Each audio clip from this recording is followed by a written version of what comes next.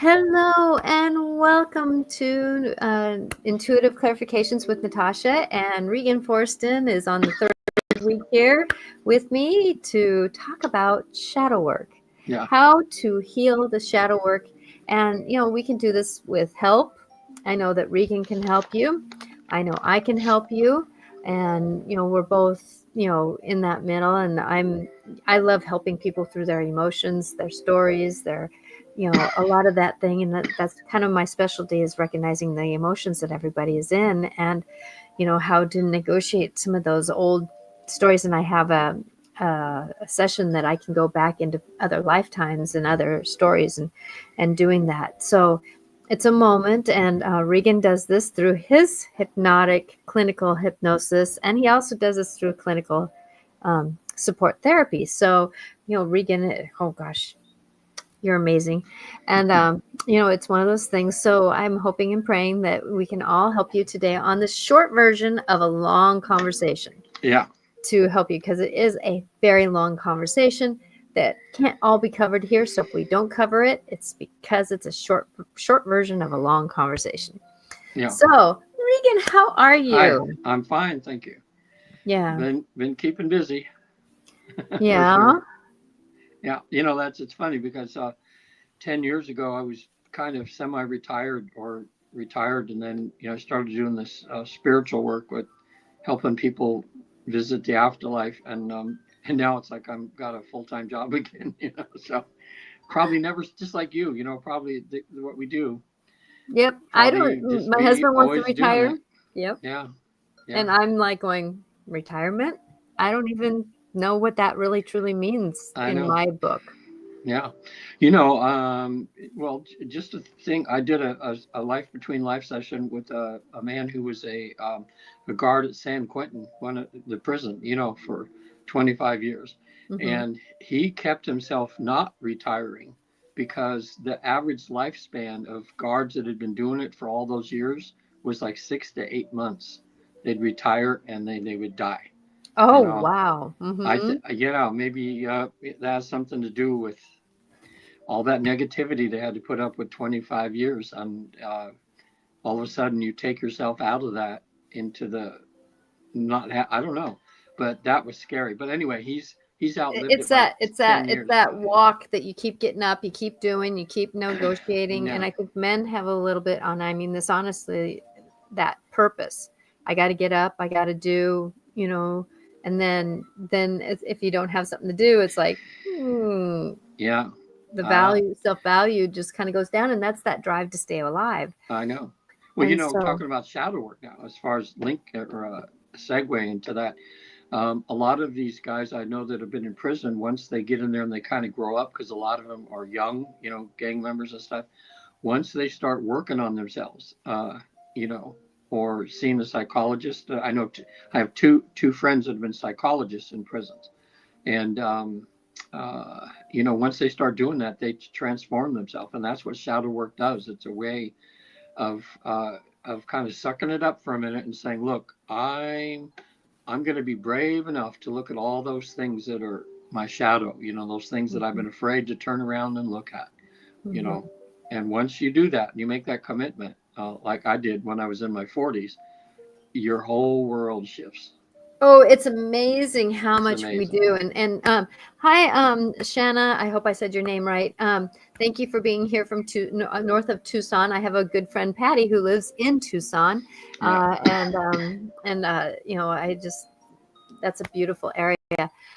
But I want to clarify what shadow work is, because shadow work is a part of us that is something that we hold on to, that can have that just holds us back. It's that's that negative thinking, it's the negative talk, it's the thing that necessarily, let's say, like for me, that I had a lot of shadow work to negotiate around the story around my dyslexia. And then I had a lot of shadow work that I had to work on through being molested when I was young, and and then some of the shadow work was even working through my 43 years of or 34 years of marriage with my husband. Your mate friends can bring up a lot of your triggers, which is, Yeah. things to work on. Those triggers are a good like, oh, here's a trigger. This is something to work on. An Yeah. example would be is that I, lately have, like somebody will come up and talk to me, and all of a sudden that they'll turn and have another conversation that's about me not doing something right in their eyes. Right. So that's part of my shadow work, is wondering, why is that me always that it's happening? Lovingly said, that's the old story with my husband. That's an old story with a lot of my friends. It's like, how do we go through that understanding in that Yeah. work? And so I'm looking forward to having this deep conversation that's going to be short and quick with you, Regan, because I know you've done a lot, and I know Yeah. I've done a lot. Hmm. Well, I guess too, identifying it, I would say anything in your past or anything in your own character that are issues that you've had to come up that you haven't dealt with. And because you haven't dealt with them, it kind of follows you around like a shadow. You Mm-hmm. know, it's saying, oh, someday, it's going to be, it's there, and it's there, but it takes a lot of strength and courage sometimes to be brave enough to turn around and face it. Mm-hmm. But Exactly. what I want to really point out here is that with clients that I help and that you help too, once they're brave enough to do that, it's kind of like, I don't know. It just came to mind, like in Dorothy from Kansas. What's that? The story The with her and yellow the brick Tin Man. road, the Yeah, yeah. yeah. And everybody was so afraid of this mean entity. And it come to find out, when they were brave enough to look behind the curtain, it was just an old man that was in there pretending to be a bad guy. And Mm-hmm. that's what I found for me, that once I had the nerve to turn around and do it, it was relatively easy. And it was exciting because I found out I don't need to be afraid of that anymore. I could deal with that. I'm strong enough to actually look at my faults and things and do something about it. And with me, gosh, it got my family back on my side for things. My whole life just started to make sense, and I started getting rid of those bricks that were following. Weighing you Like that down. that shadow can be like a weighted blanket It's on you. a Oh yeah, backpack, a ball and chain. It yeah. could be anything that represents. And sometimes shadows will, and those patterns will come up in, like, the mates the partners that we keep choosing. Uh huh. That is part of that's that mirror, because life likes to mirror what we need to work on. Uh huh. That's what it was And with me. sometimes those mirrors aren't easy to see, but once you take the curtain away from that mirror, oh my gosh, like you're saying, and that's the thing, is that the more we can just say, this is something to look at. This is something I'm honoring myself. It's a journey. I'm going to be kind to myself. I'm going to look at myself. I've had a couple people that my feed, that they're doing a lot of weight loss right now, and they're being very kind to themselves. This is just Yeah, part of who I am. I'm going to start changing my food, because I know I've sabotaged myself in the past, and so I'm just going to start working myself, doing better eating, better yeah. doing. I'm kind of like on a light fast right now, where it's like I didn't eat really for 24 hours, just had a few pickled beets and a couple of pickles, the bread and butter pickles, and then I'm not hungry anymore, because that's what my body wanted, was just something to pick me up through that next stage of my gut healing. And so that's even part of the shadow work, is working with your cortisol levels, your hormones, and that kind of thing, that can really help with that extra weight, that extra protection that we're doing. Yeah, see, shadow work can be things that are very traumatic that happened to you in the past, like part of your past you're trying to look at, or it could be something as simple, too. Hmm. It's all those things that we don't want to take the time, in a sense, to just turn around and go, oh, all right, let me take care of that now, and because it just I don't know, it's I just I was very lucky in some sense, because of being a spiritual person. I had some help from my guides from the other side, Mm-hmm. when I had an addiction that I needed to work on. And I was very lucky to get rid of that without having to go through a 12-step program. But that's because I could feel the guidance, and they led me to the right help that I needed to Mm-hmm. work on that, but man, now also too, some things that are shadowing you, um, is possible sometimes that they don't come from this life, but it's a shadow that you brought into this life from another lifetime. Exactly. The Catholics would call that original sin, and it's something like that. That what you're born with stuff you have to take care of. You're not born, as they would say, Mm-hmm. squeaky clean, in some sense. So sometimes doing a past life regression with some of my clients is help them to find the root of what some of their issues are, especially in relationships, you know, Mm-hmm. that way, with other people, and find out why they have such a difficulty, with well, a lot of it could be anything from patience to compassion to empathy to anything, of why we have Mm-hmm. issues that way. Um, so how would you recommend someone starting to do shadow work? In other words, what's the first step? The first step is recognizing that there's a pattern, that there's something that keeps tripping me up. There's something that keeps coming back and nagging at me. There's something, it could be a thought, I'm worthless. I'm worthless. It's like, or cancel, clear, delete that because I'm not, I'm free from that. It's like whatever that understanding is, it could be, let's say you're not losing the weight that you want to, or you're not releasing the weight. I don't like to say losing my weight because it's like if you lose something, you usually want to find it again. So I like to say I'm Yeah, releasing, or I'm shifting it to a better health. good point. And so going into this, that it's recognizing that, oh, and sometimes it's in a conversation, like a conversation where, let's say, I'm going to use my husband and I as an example because it's something, he would say, why don't you want to do dot, dot, dot?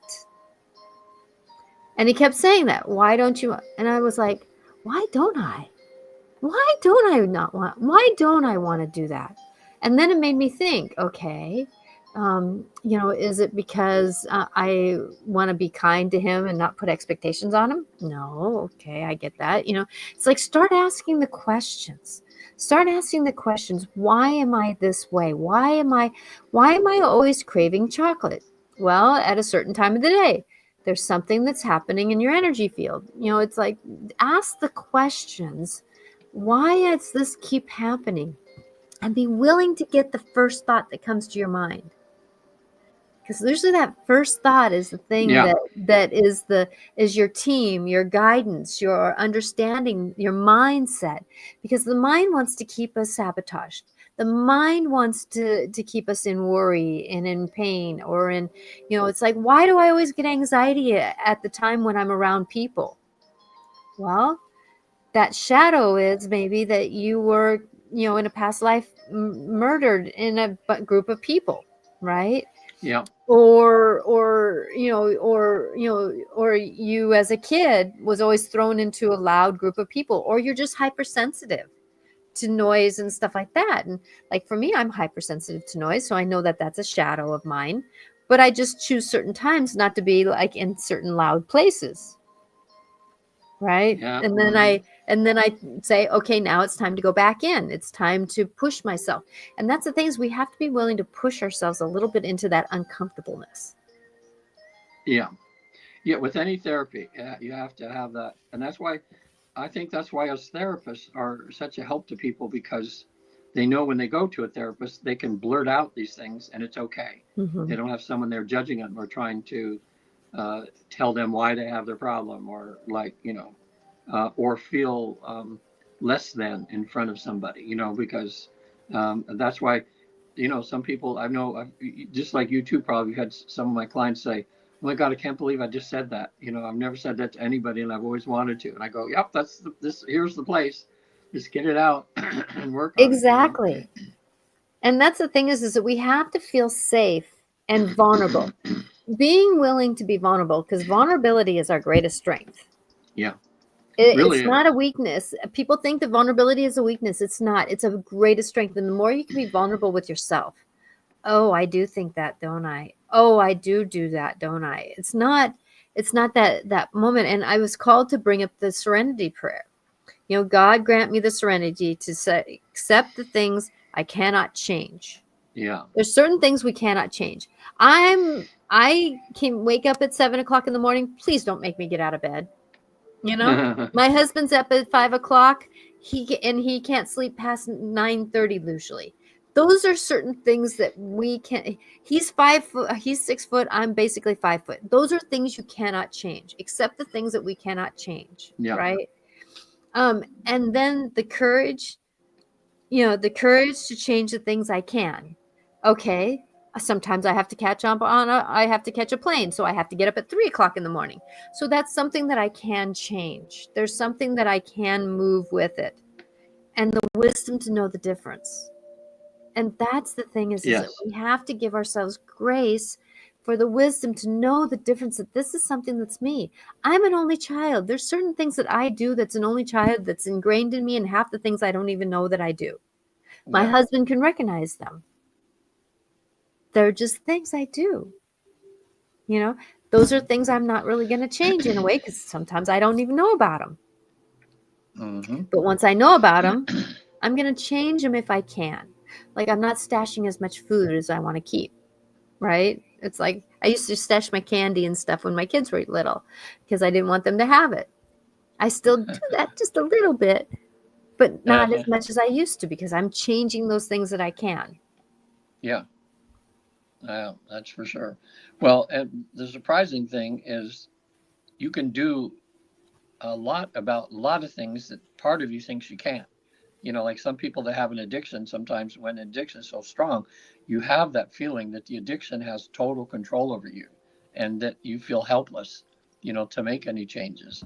But, and that's why, self-help groups or AA, a lot of, some groups like that where you can go and you can see people that were in the same place as you were and look at them now, that they changed. So that just seeing that people can change sometimes starts that thinking in your mind, says, well, maybe even though it seems hopeless, maybe it's not hopeless. Maybe there's something that I can do about it.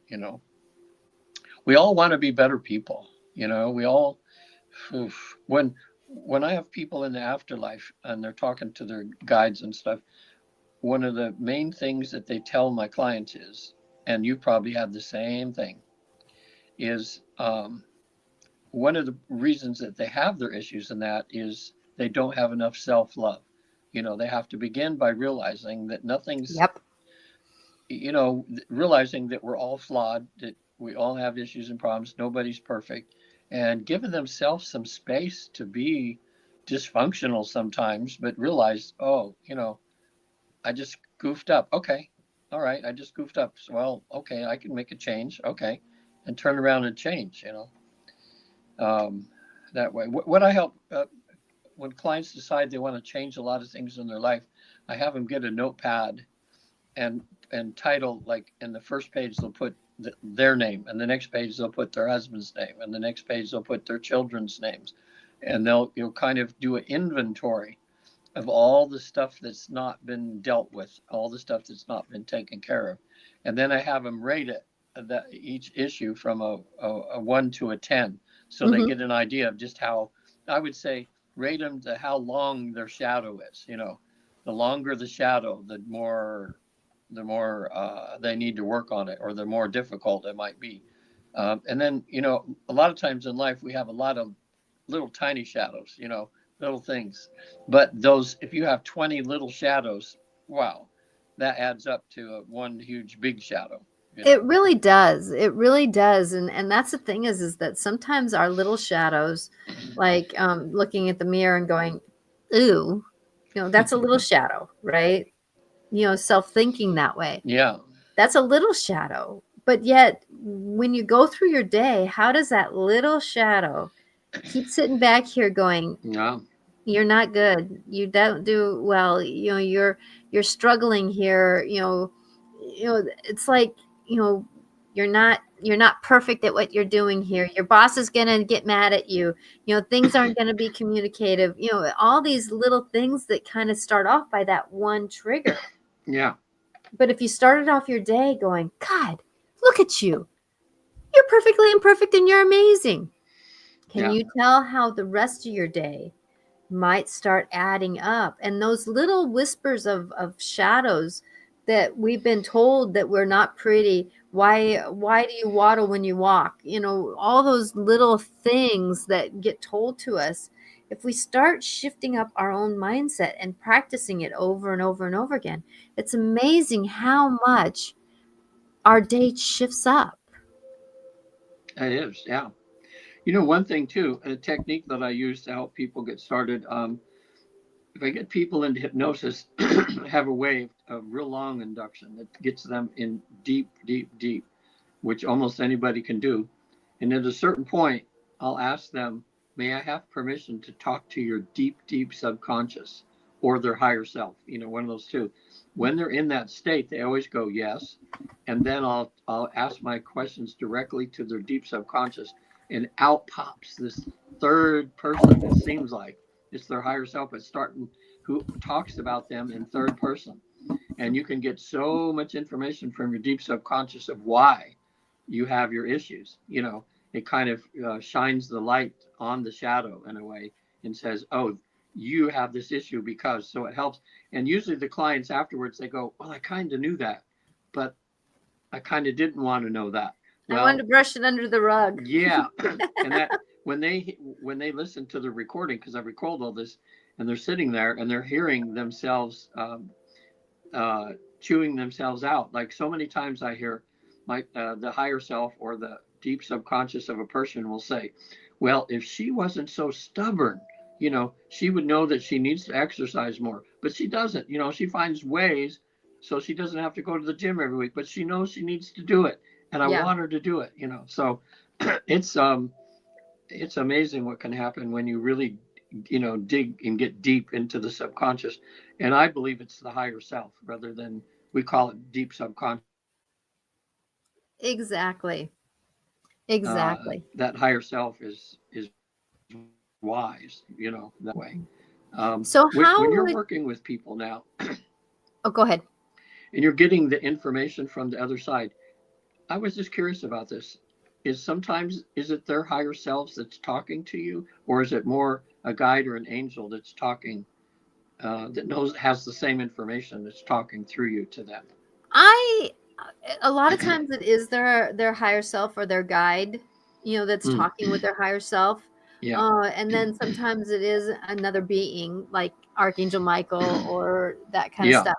And sometimes, like I was saying at the beginning of this, that sometimes it's their anger that's talking to me or Mm, their shame that's talking to me.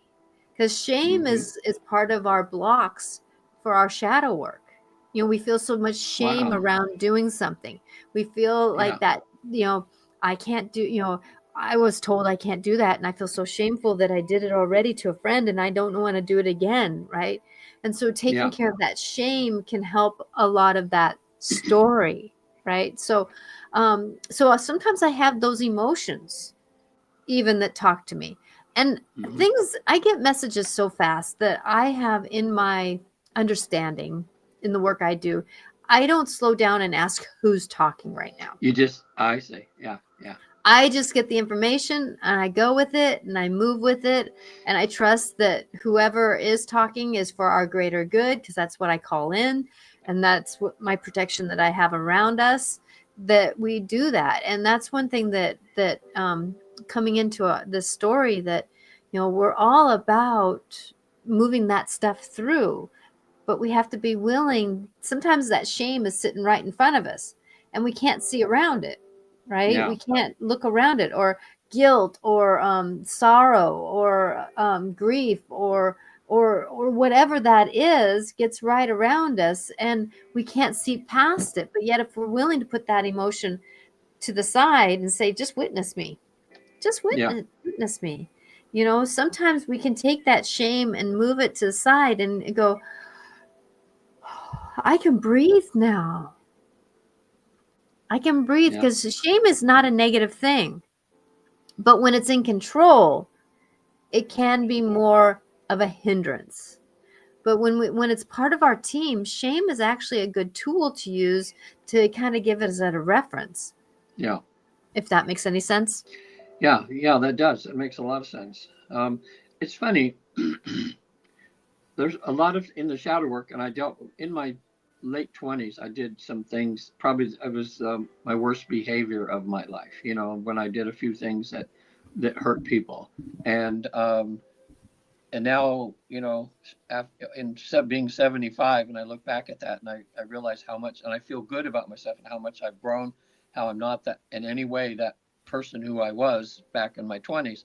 But when I think of the instances, I still feel a big sadness that comes over me, that I had to that I did a few of those things. So, you know, um, so it's not it. So it kind of, some of the stuff, I think, even though you do the shadow work and everything like that, um, there's always a little residual sadness or something that hangs on, kind of like grief. Even though, like, when I have people uh, talk to their loved ones on the other side that have passed because they're going through so much grief, a lot of the worst part of their grief disappears, but they still have that sadness that they're not right with that person that they love, in the physical, you know. Um, but the worst part of it's gone. So I've described that too with the shadow work, that the worst part of it just goes away, once you turn around and look at it, and you don't have to worry about it dogging you anymore in such a heavy degree. Um, but anyway, so Mm-hmm. um, for people out there that watch this podcast and everything, I would just encourage you to, because people that go into therapy and stuff like that start dealing with their shadow, start getting brave enough to do it, to just do it, because I, you and I have both seen so much transformation in people, Mm-hmm. when they do that, and it makes our jobs, it's so enjoyable when we can help. Um, Also, too, besides doing past life regression and that too, Natasha, we know that there's some modalities that work really well with helping you with shadow work, that work pretty quick and pretty immediate. One would be the tapping or the EFT, which Yeah. I yeah, oh my gosh, that's like a miracle. Yeah. And the havening touch, Mm-hmm. which is the havening touch, and also EMDR, which is eye movement desensitization, pretty much for any traumas that you have in the past that you haven't really dealt with and you just want those off your back. Those modalities were quick, and they're quick and efficient. So you don't have to worry about going to a therapist for years and years and years talking about the same thing. Nowadays, you can go, and usually in 3 or 4 sessions, you can have a semblance back of normalcy Mm-hmm. in your life, Well, just by and using the modalities. that's the thing that we're finding logistically. If you spend years talking about a problem, you're just re-incurring the problem. Yes, yeah, And that's the thing is like I was doing a session with someone, and he had a big aha moment, of where some of his, like I was saying to him that a lot of times when we have something very positive, that we're riding the boat, we're doing a good job, we don't really, we're always happy, we're always doing that. But then that opposite side, sometimes when we're too much one way, sometimes that opposite, that more, I don't want to call it negative, but well, why am I always happy and I'm having a hard time getting into my emotions? Why am I always happy and seeing the better side and not willing to go and say, ouch, that hurt? you know and it's not that we have to stay in the hurt. I want to make that clear. We don't have to stay in the hurt, but sometimes it's nice to say, oh, that did hurt. That was a moment that I didn't really enjoy. yeah, Why didn't I enjoy it? And ask the questions. Stay there for a few minutes, ask the questions, and then say, okay, I asked the questions, Those led me to other thoughts and patterns. Let's get into moving into this. And once you get into that understanding about, why did I think that? Why did I go there? And then move on. And sometimes, like for me, I use the metaphor of a wagon, like my inner child that doesn't necessarily want to walk very far, doesn't want to do the work, doesn't want to, wants to stay in, but I don't want to do that right now. She wants to stay in this a lot of times, right? And so what I do is I put her in a metaphorical wagon. So all these parts of me that are like, do not want to move forward. My dyslexic self, my inner child, the part of me that got hurt in my past, the part of me that got shamed into being dyslexic, all those parts of me that I'm just kind of like going, I don't want to deal with you right now. So I'm putting it in a wagon, metaphorical wagon, and grabbing onto it, and I'm going to keep going forward. And then as my journey walks forward, as I do my day-to-day life, sometimes part of me that was not wanting to heal witnesses a situation that I'm in or a story I'm in, and they go, oh, I have some ideas on how to work with that. And I'm speaking more intuitively here. But the thing is, though, that there is part of us that says, we're all intuitive. There's going to be a part of us that says something like, wait a minute, that hurt. Can we look at that a little bit more? Or ouch, that hurt, or that stung, like I was having a conversation with somebody yesterday and they said something and I got kind of like this icky feeling right in my third chakra area.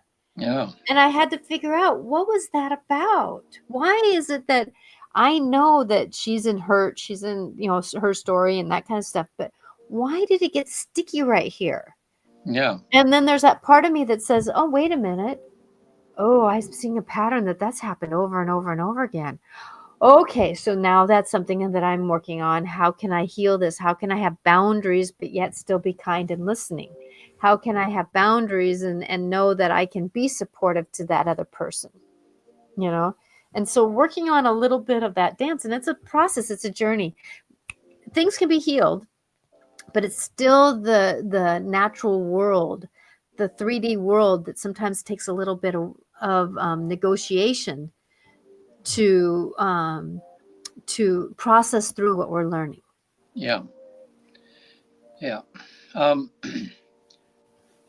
I had a client this week. She went to a past life. I was doing the life between lives thing.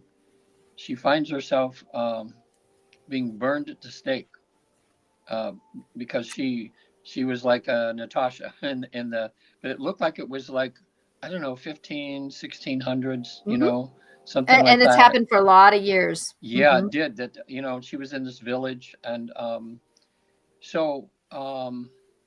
and one of the reasons what she wanted to find out in her session is why is she always dumbing herself down and not talking about the things that she sees or feels that are spiritual? Because and she found out, and we found out, and that's because subconsciously still she was worried about, she didn't want to be burned at the stake at this lifetime, right? Yeah, metaphorically. And even though she was safe. But here's where the healing came in. So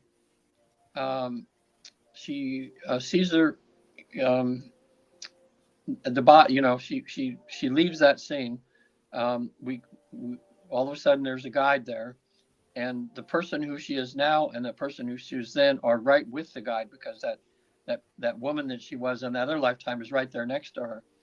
And so I asked her to I asked the person who she is now to talk to that woman who she was in that other lifetime and say, look, finally, you can be yourself. In other words, it's so hard to see, but she was telling that person that past lifetime, say, look, in the future, you're going to be me. We're both the same soul, and it's going to be okay. And I don't need to be afraid anymore to be who I naturally am, to see things, to talk about it.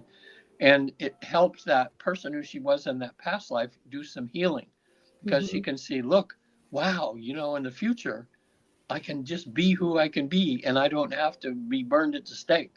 Exactly. And now that's that person of the past that I would have put it in the wagon and say, now witness me. Yeah, Witness what I'm doing. Witness how safe I am now. Witness how yeah, I can speak. Sometimes I can't speak in everybody's place because that's discernment, right? We need to yeah, have discernment. Not everybody wants to hear our story. Not everybody wants to doesn't want to receive the seeds that we want to plant of wisdom, right. right? So there again is that, then I put that being on the wagon and she rides along to see how I work now that it's safe to have a voice. Because I know that was part of my journey was Yeah, how do I negotiate being this person that I'm called to be and not be stoned anymore, yeah, not be criticized anymore. And my life was actually mirroring that yeah, because my husband would mirror that, my friends would mirror that, my people who would be in grocery stores would mirror my doubt, yeah, because I had a mantra that came to me: how I perceive myself as how everyone else perceives me. So if I perceive myself as shy and quiet and less than, everybody else is going to perceive me that way. And I can tell you that the more I'm owning into my own empowerment, oh my gosh, I've had people who say, Natasha, you got to come to this meeting. You have words that you need to say, yeah, and you're speaking them so well. It's like, and so going into this, it's about turning. But I can tell you that my husband doesn't always appreciate my language that I have because he's practiced hearing me in other ways, right? yeah, So it's taking a little bit longer for our relationship to come into more of a rhythm together in that way, because we've had so many years together that we have to, it's like the cog of the wheel and we got to get it turning the other way. It's like you can't just turn, you can't be going forward, and you got to put the car in reverse, and you have to go into neutral for a little while to get to be able to go in reverse or yeah. forward, right? It Hmm. depends on where you're going. So change is not easy, but yet it's something that when we can trust the process of it. Oh, speaking about our government, it's like there's so much change going on. How can we trust when we have this fear? And a lot of our shadow work is being called up to look at through our outer world. Oh, yeah, yeah. Well, right now with this Trump phenomena, now it's as I mentioned, I think in a few times back when I was on your show, when the when they ask about that on the other side, they get a bigger viewpoint of what's going on. That it's not just Trump, but it's the world right now. Trump is just kind of the mirror, in a way, holding up the mirror so we can all see what our dysfunction is. And then now everybody is having to make a choice if they want to go down the rabbit hole that way, or do you want to turn and go the other way? Find your And own truth and walk a right, truth that is in betterment for yourself and other people. yeah. So again, it's that the serenity prayer again. It's like if there's some things we can change, if someone has the ability to politically do something, well, that's great. But if it's like the rest of us that really don't have much that we can do, then we just have to realize, look, we just have to choose love and light Mhm. every day and everything that we do, and doing that is actually helping to make a change. Because Exactly. It's the rock in the water. You put a right, rock in the water and you can either have, if you have a current, you don't have very much of a ripple effect. But if the water is calm, you can make a huge ripple effect in just one statement or one yeah, place. And like for me, a situation that I'm in, I keep using the word, we need to have better communication. Better yeah, communication. And guess what? That ripple effect is now starting to take hold, and even the people are asking, how can we have better communication? How is this communication not working? Why am I not communicate? Why am I still not being heard? And it's like, well, you are being heard, you're just not being heard in this one specific place. So instead of saying you're not being heard as a blanket statement, we're getting into a quieter one statement, yeah, and that's one thing that we have to recognize how far we've come. And that's part of the shadow work is that recognizing that we have come far. We've survived a lot, and we did more than just survive. We've actually negotiated it, become better at it, Yeah. saw ourselves as somebody who is worthy of it. And it's that's part of the growth of us as humans, the 3D body, the understanding of the mental mind, the understanding of the emotions, and then being the spirit that we are. Yeah. Well, I guess this would relate in a sense with another client that I had in this lifetime. She's been it dysfunctional in a way that she's so hyper vigilant, if that's the proper word, on all her children, her husband. I mean, so much so that she's like she's so afraid that they're going to die or something's going to happen to them that Mhm. she just can't stop overprotecting whatever, to the point of where everybody thinks she's crazy or something. Yeah, because in a past life, something Yep. did really happen to their Yep. family a couple of times. She was actually, I get that she was, Yep. just getting a glimpse that she was in a covered wagon, that the family died and she survived. But she was Very the guy close. in that Yeah. time, and then there's another time where she was in a car, and she was like a cab driver, and nobody else survived, but she did. So it's Yeah. like there's these repetitive things that happen up that we don't always understand. And hi, Yeah. Patty. It's like, it's one of those moments where we have these things that happen to us, but I always look at who's controlling who's Yeah. controlling who. And I had this great experience the other day where I have this one person that came up to me and kept hugging me and kept hugging me and kept hugging me, and she says, guess what, I changed my mood around. I was having a Change. bad day, and I noticed I was throwing porcupine quills because I told her she's a third grader. Uh, I thought, because she has a habit of just throwing words out, right? uh-huh. And I said, have you ever noticed when a dog gets porcupine quills, that it's painful and you can't pull them out, right? Ooh, So our words that we say are like porcupine quills. that's a good way to explain it to a child or to an adult. Exactly. And so I was saying, that these porcupine quills, and she says, and I was noticing I was throwing porcupine quills, and then I didn't want to do that because I know how much they hurt. And so I Yeah. decided to change my day. And so she did change her day. And she says, and guess what? My day got better. Yeah. And then I was saying to her, she says, you know why I was kind of upset? Well, somebody was throwing porcupine quills at me. And I said, well, guess what? Uh, You can use a turtle shell, and turtle shells will protect you from those porcupine quills. yeah. And she goes, Oh, I like that. I have a turtle shell to protect me from other people's porcupine quills. And now I know not to put. And I said, you know what? Somebody I know, it's taken them almost 50 years to figure that statement out about changing their mood can change their day. And you're Yeah. in third grade. Hallelujah, girl. Yeah. You're doing good. And she won't be perfectly imperfect with it. She's going to have moments where things are going to happen and she's going to throw porcupine quills. I get that. It's not about that. But I want to reward her because she actually had an understanding Yes. that her mind and her emotions were not going to be in control of her day. Yeah. Yeah. Yeah. Ain't that shadow work? That is Yes, huge shadow work. it is. Yeah. Coming into that awareness, is great. I love that analogy. That's a really good one. And you can visibly see that in your mind. Exactly. It's like That boom, way. boom, boom, boom, boom. And it's like Yeah. I even told my principal that, and she goes, "Oh, I like that." That's a good thing.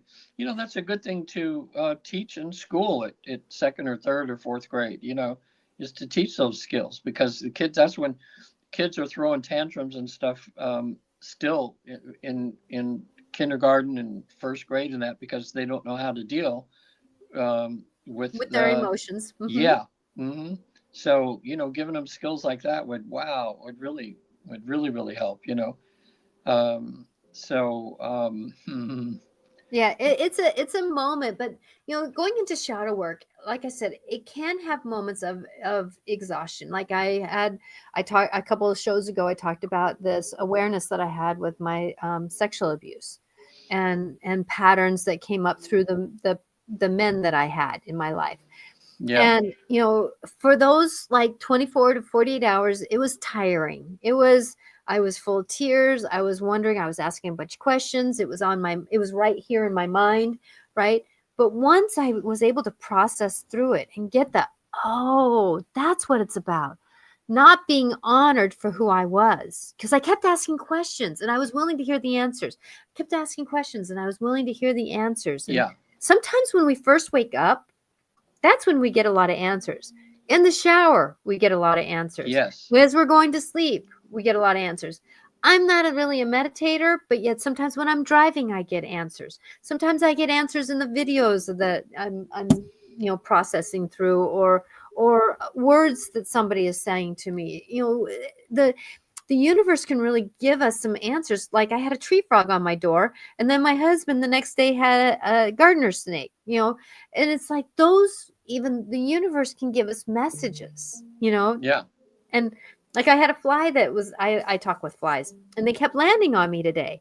Well, being a fly on the wall, right? Witnessing yourself, witnessing who you are, witnessing conversations that might be happening, and I don't want to call it remote viewing, but it's that idea that, because one of the situations I'm having is somebody is thinking negative thoughts about me, that I'm like doing something that I'm not, talking bad about her when I'm not, right? And so what I'm doing is like, well, maybe I need to be a fly on the wall and kind of witness what her emotions are right now. Is she in depression? Is she in her story? Is she, so I can honor and support her in coming up, even if I'm just here and saying, how are you today? Yeah. Sometimes just showing care, not necessarily kill them with kindness, but showing them care can really help somebody else with their shadow work. Yeah. For sure. For sure. Because For any men that are watching, actually women too, because I think they have a program for women too. If you have some, like for men, what helped me is when I made the decision. I was in a relationship, I had 5 kids and wife, and I needed to change some things in myself. And uh, my wife was led spiritually. She found out about a thing called the Mankind Project. And in my 40s, that was a big turnaround for me. So if you think you're really stuck and you need some help, Google Mankind Project. They have centers all over the world now, and it's for the Mankind Project. They have other men that have done shadow work that are there to help other men go through the same thing. But one of them is called the New Warrior. Under the Mankind Project, one of the things that they do is have you go to New Warrior training, and I tell you, it's like they use Jungian psychology, but in this, but it's amazing how they are able to pull out from you some deep-seated stuff that's there, and just let it all just vomit out in a sense. Um, I did that with 18 other men, and I'll tell you, I was a different after the 3 days spending it going through this process. Where, in a sense, I kind of went to hell and back, but it was so worth it, and it just changed me. Men were coming back so changed, and they kept so changed that the women in their lives were saying, "Well, why don't they have something for me?" Because I have issues and stuff. And I believe they started a program called Women Within, and they have these 3 or 4 day retreats, and it's transformational for people that want to do that. And this they've had such good success that they now have these trainings in so many different countries and everything. So look up the Mankind Project if you're kind of stuck and you want to just say, it's almost like going to shadow work rehab. you know, you go in And there and they can really help you I get think things for started. men too, and this is one thing that I want to honor the men in our lives, that men are not taught or shown from older generations to be vulnerable. Exactly. honor their emotions, to say, a lot of times, the dads would say, just suck it up and get going, instead of saying, ow, Hmm. that really hurt. Come on, let's work it off. But gosh, Yeah. that really hurt. Usually it was like, get done with that emotion, or don't speak, or that kind of thing. And a lot of men, they're in that, and you naturally in your gene pool are set up for, doing the work. Let me get the wood, let me get the meat, let me get the, let me do the, Yeah. it's that, your minds are made different than us women. Women are Yeah. willing to talk. We're willing to talk things out. We're willing to negotiate things a lot of times, if you can find somebody who you trust. But men, it's like, hey dude, how you doing? What's Yeah. going on with, it's like there's that, and I can say that you're a little bit different in that story, right? But Well, yet I was that way, but when I started doing the shadow work and started changing, and that's the thing they bring up in this work. And in my 40s too, is, I went through 3 years of anger management every Thursday night for 3 hours. And the whole thing was, so the facilitator would say, well, I know you guys are you're supposed to be perfect. You're supposed to know the answers to everything. You're supposed to never show emotion. And he'd say, how's that working for you guys? exactly, And we exactly, would and it's go, not working that is well. not working. It's So not you had working to well. learn. You had to learn to feel. You had to learn to be in touch. Most of us were so shut off from our bodies, we never even paid attention to our bodies at all. But once they say, okay, now when I want you to close your eyes and think of this thing when you were angry, and then they'll say, now where do you feel it in your body? And I go, what? What do you mean, where do I feel it in my body? And eventually you start realizing your body, you kind of come into your body and you start realizing where emotions are at or where they're coming from in your body. And so Exactly. it's just becoming aware, especially with the anger management, it's becoming aware that you're beginning to get angry, Hmm. instead of just allowing it to happen. And once you become aware that you're beginning to get angry, then you can do something to stop it or to manage it.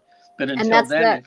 if you're reacting, if someone just pushes your button, you feel like you have no control over it. But you can actually become aware that the train's coming down the track and you're starting to get angry. And then you think, hey, wait a minute, I'm a good loving person. This person in this room here is someone I love more than anything. Okay, this train is coming down. Do I want to do something that's going to hurt that person? And then you kind of suck it in and you go, oh, okay, let me remove myself from the situation for a minute, or let me let me uh, let me ask myself the question: why am I starting to feel angry? Am I Mhm. feeling sad, hurt, or afraid, or whatever? Anyway, there's these techniques that they can teach to becoming self-aware, and you can stop that train, and it's Exactly. And that's what I was saying at the beginning, that how are you supposed to know it? But it's starting to become aware that you're having this mindset, or being this aware, pattern, or right? this story, or this interaction, or why does this keep happening to me? That's usually a good teller. Why does Yeah, this keep happening to me? And when you start asking that, then you really know that it's really happening to you, to say, I got to look at it. I yeah, really need to look at it. And, I'm so proud of the men in our world right now that are starting to really say, you know, okay, I feel this. I yeah, feel this. yeah. Like I actually need to, give my husband credit, because I triggered him the other day, and he walked outside the door for a few minutes and then walked back in, Yeah, that's and, yeah, oh, you know, that's huge in the world of our lives, that, it is. so just even doing those recognizing this moments, it's huge, and be proud of ourselves for how far we've come. When you get Yeah, when you get brave enough to start doing this work, I can just say from experience, it's like, to me, life really began once I started doing shadow work. I mean, that's when I feel that life started becoming meaningful. I started getting better with self love, and the more self love I had for me, wow, the more love I could have for others in my life, the more I could feel love. So it's just, you just have to have that moment of just making that decision Being and vulnerable. being vulnerable, and yeah, That's the best thing that you can do. When these men that had gone through the warrior training themselves and they were helping other men now, when I would look at those men, I envied them at first. When I walked, I went, oh my God. I was like walking into this room of like the samurai, or like these spiritual warriors, that had the vulnerability of that you couldn't believe, but had the power to speak truth, to have integrity, to I mean, wow, they could handle anything. Like, in other words, they could cry at a movie, or if they needed to, they could pull out the sword and get done what has to be done. If life was difficult, or if they were being attacked or something like that. But it was just amazing. Anyway, the Mankind Project, they can help a lot of people. But other than that, there's books on there. If you go online and just put shadow work books, there's a lot of therapists and stuff out there that have some pretty darn good books that help you get started. Go to see, start calling therapists in your area. Call me or Natasha, right. Yeah, we can help you. And we Yeah, can and do it. I actually, if you would like, I do have bundle sessions. So, you can buy a group of sessions and we can start working on it every 2 to Yeah. 3 weeks to negotiate this. And I, if you're wanting, calling in that help, that, and I understand that things right now are kind of wonky, that, just communicate with me and maybe I can give you a 10% discount or something like that. Yeah. To negotiate this, because I'm really loving the want to support people through this journey, because Me we're too. getting a lot of triggers out there. There's a Oh lot of boy. triggers, and I know a lot of people around me are walking through grief, and grief is a big aha moment of who you are and what those shadows that you've been covering up, and it slows you down and makes you look at yourself. And I think that when I went through my grief, it was one of the biggest teachers for me to say, you need to look at this. You need to, you're not going to be the same woman. It's a new normal. It's a new understanding of yourself. And so I was grateful for my grief to show me that. Yeah, And I grief love to support people through their grief process. I handle, or when I take people to the life between lives, where they actually get to see people that have passed on, and that and they'll tell me that the grief in their life has been their biggest teacher of everything. Of what they've even though they've gone through the pain, it's not easy. But what you're left with is you become more compassionate, you become more kind and patient after you've gone through grief. You start smelling the flowers. You realize how much you have to be grateful for in your life. So it's very difficult to go through grief, but it's a big teacher, as you say. Now, let me mention how people can get a hold of me, because I know we're coming up to the end here in a second too. Online sessions I do. Sometimes my first session I'll do is 2, 3, or 4 hours. It depends on how bad their situation is. So I get to really know a person, what their issue is, kind of delve into it, and then to teach a modality that they can self-administer besides we can go through it over online.